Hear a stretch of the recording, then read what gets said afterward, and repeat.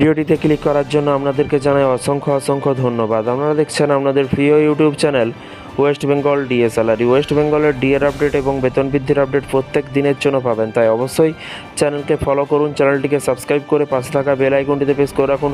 কেন্দ্র হোক বা রাজ্য হোক, প্রত্যেক দিনের আপডেট এই চ্যানেল থেকে আপনারা পাবেন। এর আগের ভিডিওগুলো দেখলেই বুঝতে পারবেন বিভিন্ন রকম যখনই যেখানে আর্টিকেল বেরোয় তখনই কিন্তু আপনাদেরকে ভিডিওর মাধ্যমে দেখানো হয়, তাই চ্যানেলটিকে ফলো করতে ভুলবেন না। তো চলুন দেখে নেওয়া যাক কী বলা হয়েছে। কেন্দ্রীয় সরকারের এই সিদ্ধান্তে পুজোর আগেই খুশি হতে চলেছে সরকারি কর্মচারীদের। কি বলা হয়েছে? বাঙালির শ্রেষ্ঠ পূজা দুর্গা উৎসব সামনেই আসন্ন এই সময় কিন্তু যদি চাকরিজীবীদের হাতে বাড়তি টাকা পাওয়া যায় তাহলে তো আর কথাই নেই। কেন্দ্রীয় সরকারি কর্মচারীদের জন্য সামনেই আসছে দুর্দান্ত খবর। কেন্দ্রীয় সরকারের একটি সিদ্ধান্তের ফলে বদলে যেতে পারে কিন্তু তাদের ভাগ্য। আজকে প্রতিবেদনে এই বিষয়ে বিস্তারিতভাবে কিন্তু আলোচনা করে নেওয়া যাক। অক্টোবরে কিন্তু পুজো এবং এই পুজোর আগেই কিন্তু সেপ্টেম্বর মাসে সরকারি কর্মচারীদের এক দুর্দান্ত খবর পেতে চলেছে। কেন্দ্রীয় সরকার সাম্প্রতিক এক বড় ঘোষণা করেছে। আগামী মাসেই কিন্তু বাড়তে পারে কিন্তু কেন্দ্রীয় সরকারি কর্মচারীদের মহার্ঘ ভাতা বা ডিআরএস অ্যালাউন্স বা ডিএ। এছাড়াও কিন্তু যারা পেনশনভোগী আছেন তাদের ডিআরএস রিলিফ বা ডিআর বাড়তে চলেছে। সূত্র মারফত জানা যাচ্ছে যে সেপ্টেম্বরে ডিএ ও ডিআর বৃদ্ধির ঘোষণা করতে পারে সরকার। এরই পাশাপাশি যদি সেপ্টেম্বরের মাসেই কিন্তু কেন্দ্রীয় সরকার ডিএ বৃদ্ধি করে তাহলে পুজোর আগেই বাড়তি পাওয়া হবে কেন্দ্রীয় সরকারি কর্মচারীদের। এর আগেই কেন্দ্র ডিএ বৃদ্ধি করেছে। আগামী মাসে আরও 3% ডিএ বৃদ্ধি ঘোষণা করতে পারে। তাহলে 3% ডিএ বৃদ্ধি হলে কেন্দ্রীয় সরকারি কর্মচারীদের টোটাল 53% হবে। এবং দেশের করোনা চলাকালীন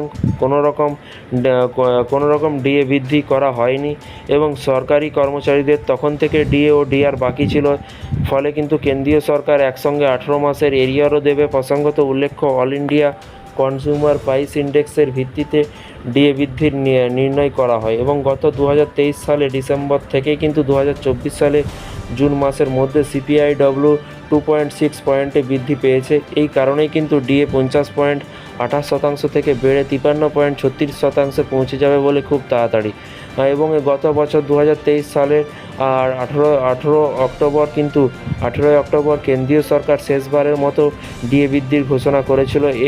এই ডিএ বৃদ্ধি বা এই ডিএ জুলাই মাসে বৃদ্ধি করেছিল। পুজোর আগেই যদি বেশি টাকা অ্যাকাউন্টে ঢোকে তাহলে কিন্তু সোনার সোহাগা কেন্দ্রীয় সরকারি কর্মচারীদের। তো ফ্রেন্ডস, কেন্দ্রীয় সরকারি কর্মচারীদের তো আপডেট আছে, কিন্তু রাজ্য সরকারি কর্মচারীদের কোনো রকম আপডেট নেই। এবং পুজোর বোনাস শুধু যেই দুর্নীতি এই আরজিকর কাণ্ডে সিভিক ভলেন্টিয়াররাই কিন্তু এই দুর্নীতিটা করেছে বা সিভিক ভলেন্টিয়ার একজন ধরা পড়েছে, সকলেই কিন্তু জানেন। তাদেরকেই কিন্তু বেতন বৃদ্ধি করলো বা বোনাস বৃদ্ধি করলো মাননীয় মুখ্যমন্ত্রী। মানে বুঝতে পারছেন মাননীয় মুখ্যমন্ত্রীর চিন্তাভাবনা বা মাননীয় মুখ্যমন্ত্রীর মানসিকতা বা কোনো রকম কিন্তু তার মধ্যে একটু কোনো ঘৃণা বা তিনি একজন মেয়ে মানুষ হয়ে তার মধ্যে কিন্তু কোনো রকম কিছু একটা চিন্তাভাবনা নেই। তো আপনাদের মতামত কি অবশ্যই নিচে কমেন্ট বক্সে কমেন্ট করে জানাবেন। স্থায়ী অস্থায়ী চুক্তিভিত্তিক কর্মচারীদের আপডেট আসলে অবশ্যই আপনাদেরকে জানানো হবে, তাই চ্যানেলটিকে ফলো করতে ভুলবেন না। ভালো থাকবেন, সুস্থ থাকবেন এবং নিজের খেয়াল রাখবেন। Thank you.